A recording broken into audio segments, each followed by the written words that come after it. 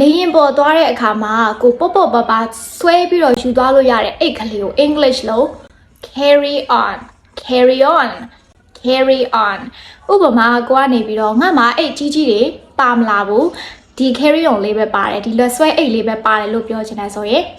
I don't have any big luggage just this carry on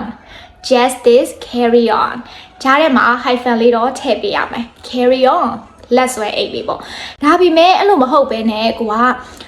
တစုံတယောက်ကိုဆက်ပြီးတော့လုပ်ပါဆက်လုံးလို့ပြောချင်တယ်ဆိုရင်လေဒီ carry on ကိုသုံးလို့ရပြန်တယ်ဥပမာငါ့ကို queue မဆိုင်ပါနဲ့ဆက်လုပ်စရာရှိရလုပ်ပါလို့ပြောချင်တယ်ဆိုရင် don't mind me just carry on don't mind me just carry on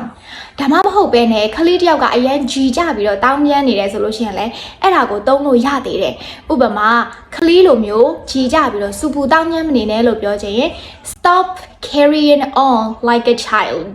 stop carrying on like a child ဒီနေ့မှာဒီစကားလုံးအသစ်ကလေးက